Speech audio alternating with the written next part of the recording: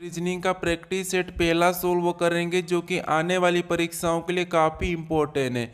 यदि आप किसी भी परीक्षा की तैयारी कर रहे हो तो ये प्रैक्टिस सेट आपके लिए काफ़ी इम्पोर्टेंट है, क्योंकि इस प्रैक्टिस सेट में जो प्रश्न पूछे गए हैं उसी टाइप के प्रश्न आपकी परीक्षाओं में पूछे जाएंगे। तो चलिए हम शुरू करते हैं प्रश्न 1 से। हमारा पहला प्रश्न दिया है, प्रश्न कह रहा है कि निम्नलिखित प्रश्न में लुप्त संख्या ज्ञात कीजिए। यानी यहाँ पर एक हमें प्रश्नवाचक चिन्ह दिया है, यहाँ पर हमें संख्या ज्ञात करनी है। तो जब भी ऐसे प्रश्न को सोल्व करना है तो सबसे पहले जो प्रश्नवाचक चिन्ह दिया है उसी की जगह यहाँ पर 56 कैसे लिखा है और यहाँ पर 38 कैसे लिखा है, हमें ये पता करना है। जिस तरीके से यहाँ पर 38 लिखा गया है और यहाँ पर 56 लिखा गया है, सेम उसी तरीके से यहाँ पर संख्या बताना है। तो सबसे पहले हम ये पता करेंगे कि यहाँ पर 38 कैसे लिखा गया है। ठीक है, तो देखिए यहाँ पर हमें साइड में संख्या लिखी है, यहाँ पर 4, 6 और यहाँ पर 9। ठीक है, अगर हम इस सभी को आपस में जोड़ देते हैं, ठीक है, अगर हम सभी को आपस में जोड़ देते हैं तो 4 और 6 10 और 10 में 9 को जोड़ेंगे तो 19, यानी कि सभी को जोड़ने पर यहाँ पर कितने हो रहे हैं, 19 हो रहे हैं। लेकिन यहाँ पर 38 दिया है। ठीक है, यानी अगर हम यहाँ पर 19 का 2 गुना कर देते हैं तो 19 का 2 गुना कितना होता है, 38 होता है। ठीक है, अब 38 यहाँ पर दिया है। अब इसी तरीके से क्या करेंगे, यहाँ पर भी 8 में 9 को जोड़ेंगे। ठीक है, तो 8 में 9 को जोड़ेंगे तो 17 और 17 में 11 को जोड़ेंगे तो यहाँ पर 28 हो जाएंगे। ठीक है, और 28 का भी क्या करना है, हमें 2 गुना करना है। तो 28 का 2 गुना कितना होता है, तो 28 का 2 गुना होता है 56। ठीक है, कितना होता है, 56, और 56 यहाँ पर दिया है। ठीक है, जिस तरीके से यहाँ पर आपस की संख्या को जोड़ के 2 गुना करा है, हम भी यहाँ पर आपस की संख्या को जोड़ेंगे और 2 गुना करेंगे। ठीक है, तो 12 में 13 को जोड़ेंगे तो यहाँ पर कितने हो जाएंगे, 25, और 25 में 11 को जोड़ देंगे तो यहाँ पर हमारे कितने हो जाएंगे, 36 हो जाएंगे। ठीक है, और 36 का भी हम क्या करेंगे, 2 गुना करेंगे। तो 36 का 2 गुना कितना होता है, तो 36 का 2 गुना होता है 72, यानी कि 72। तो जो प्रश्नवाचक चिन्ह है यहाँ पर क्या आएगा, 72 आएगा। ठीक है, तो ऑप्शन में देखिए 72 हमें ऑप्शन नंबर ए में दिया है, तो ऑप्शन नंबर ए हमारा इस प्रश्न का सही जवाब होगा। ठीक है, अब चलिए हम बढ़ते हैं प्रश्न 2 पे। अब दूसरे नंबर का प्रश्न दिया है, प्रश्न कह रहा है कि नीचे दिए गए विकल्पों में से संबंधित शब्दों को चुनिए। नहीं, यहाँ पर जैसे पैमाना का संबंध लंबाई से है तो हमें यहाँ पर सीस्मोग्राफ का बताना है। ठीक है, तो ऐसे प्रश्नों को कैसे सोल्व करते हैं समझिए। सबसे पहले आपको ये पता करना कि जो पैमाना लिखा है और उसका संबंध लंबाई से कैसा है, सेम तरीके से यहाँ पर सीस्मोग्राफ का बताना है। ठीक है, तो देखिए यहाँ पर हम क्या करेंगे, जैसे पैमाना से हम क्या करते हैं, लंबाई को नापते हैं। ठीक है, पैमाना से हम लंबाई को नापते हैं, सेम उसी तरह से जो सीस्मोग्राफ है, ठीक है, सीस्मोग्राफ से हम किसे नापते हैं, तो यहाँ पर हम भूकंपों को मापते हैं। ठीक है, किसको मापते हैं, भूकंपों।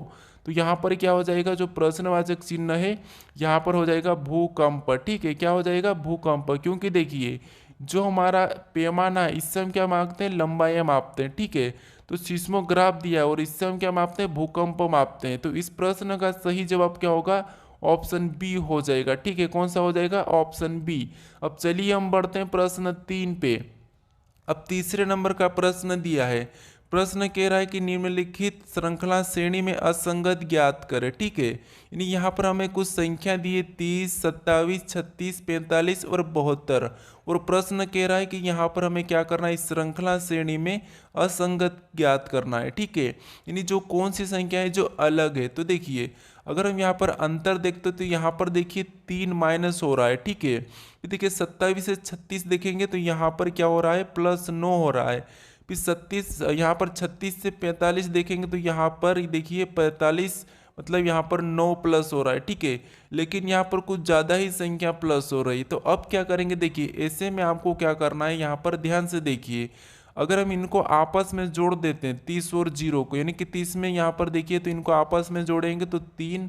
ठीक है, और इनको भी आपस में जोड़ेंगे तो 9। ठीक है, फिर देखिए इनको आपस में जोड़ेंगे तो यहाँ पर भी 9, इनको आपस में जोड़ेंगे तो यहाँ पर भी 9, और इनको आपस में जोड़ेंगे तो यहाँ पर भी 9। हमें क्या पूछा था, असंगत ज्ञात करें। अब असंगत आपको कहाँ पर दिखा, यानी कि कौन सी वाली संख्या अलग हो रही है। तो इनका योग 9 आ रहा है, इनका भी योग 9 आ रहा है, इनका भी योग 9 आ रहा है, इनका भी योग 9 आ रहा है। लेकिन हमारा जो 30 है, ठीक है, इसका योग कितना आ रहा है, 3 आ रहा है। तो इसीलिए हमारा असंगत कौन सा हो जाएगा, 30 हो जाएगा। ऑप्शन में देखेंगे तो ऑप्शन हमारे ए में दिया है, तो ए वाला हमारा सही जवाब होगा। ठीक है, अब चलिए हम बढ़ते हैं प्रश्न 4 पे। अब चौथे नंबर का प्रश्न दिया है। प्रश्न कह रहा है कि यदि यहाँ पर ई आई, ठीक है, ENCRYPT को किसी कोड में VMXIB के G लिखा जाता है तो ARC को उसी कोड में क्या लिखा जाएगा, ये प्रश्न पूछा है।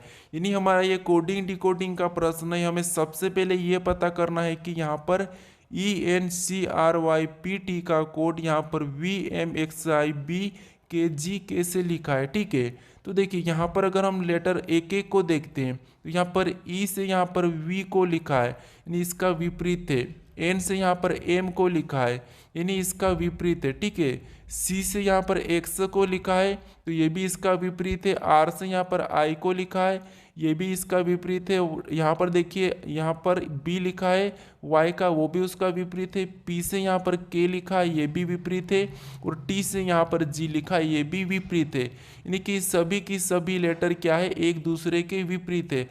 अगर आपको विपरीत नहीं पता तो आप क्या करोगे, कॉपी में ए से लगा के यहाँ पर ABC ऐसा कुछ लिख के आप क्या करना है, M तक लिखना। ठीक है, और फिर नीचे से आपको N से लगाकर यहाँ तक आना है, जैसे यहाँ पर Y और Z तक। ठीक है, तो ये आमने सामने जितने भी लेटर रहेंगे वो सभी की सभी एक दूसरे के विपरीत हो जाएंगे। ठीक है, जैसे आपको यहाँ पर मिला है N का यहाँ पर M लिखा है, ठीक है, और यहाँ पर है।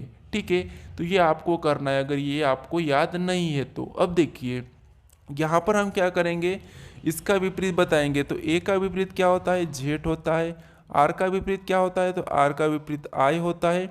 और सी का विपरीत क्या होता है, तो सी का विपरीत होता है एक्स। अब हम ऑप्शन में देखेंगे ZIX, तो हमें ऑप्शन नंबर ए में यानी बी में दिया है, तो ऑप्शन हमारा बी इस प्रश्न का सही जवाब हो जाएगा। ठीक है, अभी तक आप इस चैनल को सब्सक्राइब नहीं करें तो प्लीज़ आप सब्सक्राइब जरूर कर लीजिएगा। अब चलिए हम बढ़ते हैं प्रश्न 5 पे। अब 5वें नंबर का प्रश्न दिया है। प्रश्न कह रहा है कि राजीव दक्षिण दिशा की ओर चल रहा है। ठीक है, वहाँ 2 बार दाई ओर मुड़ता है और फिर दाई ओर मुड़ता है। अब वहाँ उसके सम्मुख कौन सी दिशा में, यानी दोस्तों देखिए ये प्रश्न कह रहा है कि राजेश दक्षिण दिशा में चल रहा है। यानी देखिए दिशा में आपको पता होना चाहिए, जैसे दिशा हमारी 4 प्रकार रहती है, जैसे ऊपर की ओर उत्तर, नीचे दक्षिण, और राइट में पूर्व, और लेफ्ट में पश्चिम। ठीक है, अब देखिए यहाँ पर प्रश्न कह रहा है कि राजीव दक्षिण दिशा की ओर चल रहा है, तो मान लीजिए यहाँ से राजीव दक्षिण दिशा में चल रहा है। ठीक है, फिर देखिए वहाँ 2 बार दाईं ओर मुड़ता है, यानी दक्षिण दिशा में चलने के बाद 2 बार दाईं ओर, तो एक तो ये पहला दाईं ओर और ये दूसरा दाईं ओर मुड़ा। ठीक है, फिर आगे कहा है कि और फिर दाईं ओर मुड़कर मुड़ता है, मतलब और फिर दाईं ओर मुड़ता है, तो यहाँ से चलने का वापस दाईं ओर इधर जाएगा। ठीक है, तो ये इधर मुड़ चुका। अब देखिए अब उसके सम्मुख कौन सी दिशा में, यानी ये प्रश्न कह रहा है कि अब राजेश का मुख किस दिशा में, तो राजेश अभी इस दिशा में जा रहा है। तो देखिए दिशा देखिए दक्षिण है, फिर इधर गया, फिर इधर गया और इधर वापस जा रहा है, तो ये कौन सी हो जाएगी, पूर्व हो जाएगी। ठीक है, यानी कि राजेश कौन सी दिशा में जा रहा है, पूर्व में जा रहा है। तो ऑप्शन में देखेंगे पूर्व हमारी ऑप्शन सी में दिया है, तो ऑप्शन सी हमारा इस प्रश्न का सही जवाब हो जाएगा। ठीक है, अब चलिए हम बढ़ते प्रश्न 6 पे। अब 6 नंबर का प्रश्न दिया है। प्रश्न कह रहा है कि यदि 3 स्टार 2 बराबर 25, 8 स्टार 7 बराबर 255, यहाँ पर 25, फिर तो 7 स्टार 2 बराबर एक प्रश्नवाचक चिन्ह देके बताया। ठीक है, यानी दोस्तों यहाँ पर देखेंगे हम, जैसे यहाँ पर क्या दिया है, 3 स्टार 2 बराबर 25 दिया है, 8 स्टार 7 बराबर 225 दिया है, और यहाँ पर पूछा हमें कि 7 स्टार 2 बराबर कितना होगा। ठीक है, तो देखिए ऐसे प्रश्नों को कैसे सोल्व करना है, सबसे पहले हमें ये पता करना है कि यहाँ पर 2 स्टार 3 बराबर, यानी कि 3 स्टार 2 बराबर यहाँ पर 25 कैसे लिखा है। ठीक है, तो देखिए अगर हम इस 25 को लाते हैं तो इनको क्या करेंगे, आपस में जोड़ लेते हैं। ठीक है, तो कितने होते हैं, 5 होते हैं, और 5 का स्कोर करेंगे तो यहाँ पर 5 का वर्ग कितना होता है, 25, और 25 लिखा है। इसी तरीके से यहाँ पर भी क्या करेंगे, इन दोनों को जोड़ेंगे तो 8 7 कितने होते हैं, 15 होते हैं। ठीक है, और 15 का भी यहाँ पर वर्ग करेंगे तो 15 का वर्ग 225 यहाँ पर लिखा है। ठीक है, यहाँ पर भी दोनों को जोड़ के उसका वर्ग लिखा है, यहाँ पर भी दोनों को जोड़ के उसका वर्ग लिखा है। तो हम भी क्या करेंगे, इन दोनों को जोड़ेंगे, उसका वर्ग बताएंगे। तो 7 और 2 कितने होते हैं, 9 होते हैं। और 9 का जब वर्ग करते हैं तो 9 का वर्ग कितना होता है, 81 होता है। ठीक है, यानी कि 81। तो जो प्रश्नवाचक चिन्ह दिया है यहाँ पर 81 होगा। ऑप्शन में देखेंगे 81, तो हमें ऑप्शन नंबर डी में देखने को मिला है, तो ऑप्शन डी हमारा इस प्रश्न का सही जवाब हो जाएगा। ठीक है, अब चलिए हम बढ़ते हैं प्रश्न 7 पे।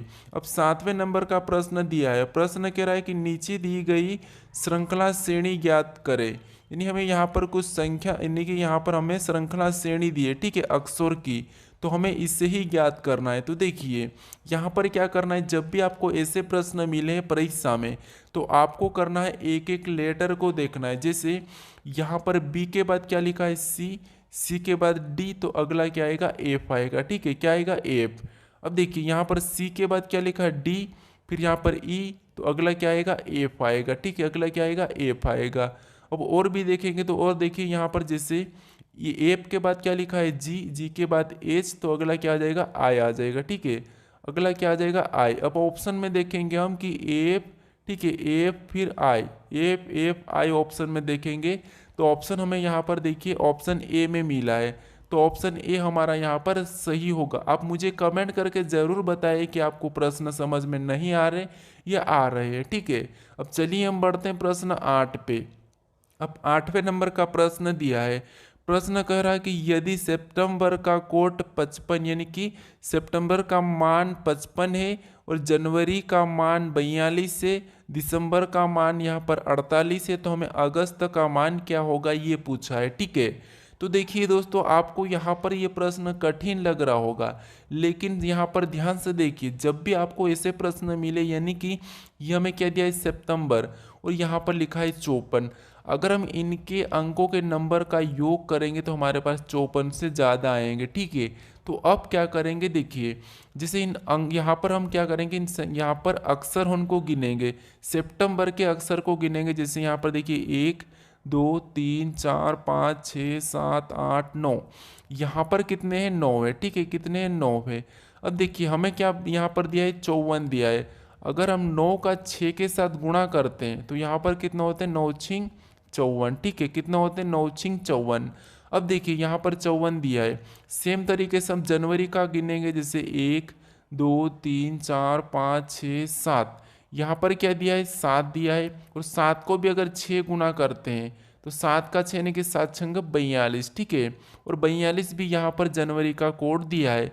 सेम तरीके से पता करेंगे दिसंबर का, तो दिसंबर में गिनेंगे 1 2 3 4 5 6 7 8, यहाँ पर कितने, 8 है। और 8 का भी क्या करके देखते हैं हम, 6 गुना करके देखते हैं, तो 8 छंग कितने होते हैं, 48 होते हैं। ठीक है, और 48 भी यहाँ पर दिया है। अब आपको यहाँ पर पता चला होगा कि इनके अक्षरों को गिन के उनका 6 गुना करना है। जैसे यहाँ पर गिनेंगे 1 2 3 4 5 6, यानी अगस्त में कितना अक्षर है, 6, तो यहाँ पर 6 करेंगे और 6 का 6 गुना कर देंगे, तो 6 का 6 गुना कितना होता है, 36 होता है। ठीक है, तो जो अगस्त का कोट वो क्या होगा, 36 होगा। ऑप्शन में देखिए 36 हमें ऑप्शन नंबर डी में मिला है, तो ऑप्शन नंबर डी हमारे इस प्रश्न का सही जवाब होगा। ठीक है, अब चलिए हम बढ़ते हैं प्रश्न 9 पे। अब 9वें नंबर का प्रश्न दिया है, प्रश्न कह रहा है कि निम्नलिखित प्रश्न आकृति का 100 रेखा प्रतिबिंब बताइए। यानी दोस्तों इस आकृति का प्रतिबिंब इधर साइड कैसा बनेगा यह हमें पूछा है। ठीक है, तो देखिए यहाँ पर क्या करना है, हमें सबसे पहले ऐसी आकृति मिले तो हमें किसी एक अक्षर को लेके चलना है। जैसे यहाँ पर हम मान लेते हैं जेड को लेते हैं। ठीक है, तो जेड इधर आके कैसा बनेगा, ऐसा उल्टा बन जाएगा। ठीक है, तो हमें उल्टा जेड देखना है। तो यहाँ पर तो एन दिया है, मतलब ऑप्शन ए नहीं होगा। यहाँ पर भी एन दिया है उल्टा, तो ये भी नहीं होगा। यहाँ पर जेड हमारा सीधा दिया है, तो ये भी नहीं होगा। हमें उल्टा जेड सिर्फ कहाँ पर दिया है, तो देखिए यहाँ पर दिया है। ठीक है, क्योंकि तो ये भी तो हमारा सीधा ही जेड, यहाँ पर भी सीधा है और ये उल्टा एन है, तो हमें ऑप्शन नंबर कहाँ पर मिला है, डी में मिला है। तो ऑप्शन डी हमारा यहाँ पर सही होगा। ठीक है, इस तरीके से अगर प्रश्न को सोल्व करोगे तो आप कुछ ही सेकंड में सोल्व कर लोगे। अब चलिए हम बढ़ते हैं प्रश्न 10 पे।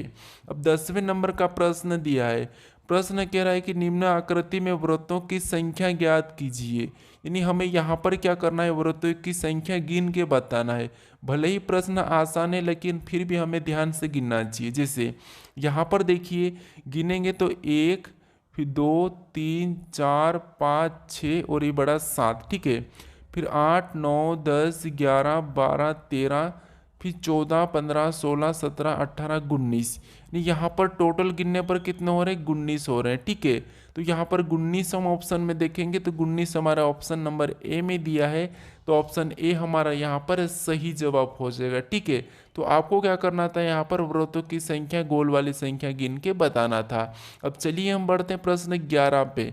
अब 11 नंबर का प्रश्न दिया है। प्रश्न कह रहा है कि BAB का संबंध CEC से है, तो DID का संबंध बताना। ठीक है, तो इस प्रश्न का आपको सही जवाब क्या है ये मुझे कमेंट करके बताना। ठीक है, तो आज का ये होमवर्क है। ठीक है, तो आप मुझे इसका सही जवाब क्या है कमेंट करके ज़रूर बताएं। ठीक है, चलिए अभी तक आप इस चैनल को सब्सक्राइब नहीं कर रहे हो तो प्लीज़ सब्सक्राइब ज़रूर कर लीजिए दोस्तों, क्योंकि आप वीडियो देख लेते हो लेकिन सब्सक्राइब नहीं करते हो, तो सब्सक्राइब ज़रूर कर लीजिए और वीडियो को शेयर भी ज़रूर कर दीजिएगा। ठीक है, और अभी तक लाइक नहीं किया तो लाइक भी ज़रूर कर ले ताकि हमें भी कुछ मोटिवेट मिले। ठीक है, तो आप बताइए कि इसका सही जवाब क्या है, जो प्रश्नवाचक चिन्ह है यानी कि DID का संबंध किससे। ठीक है, चलिए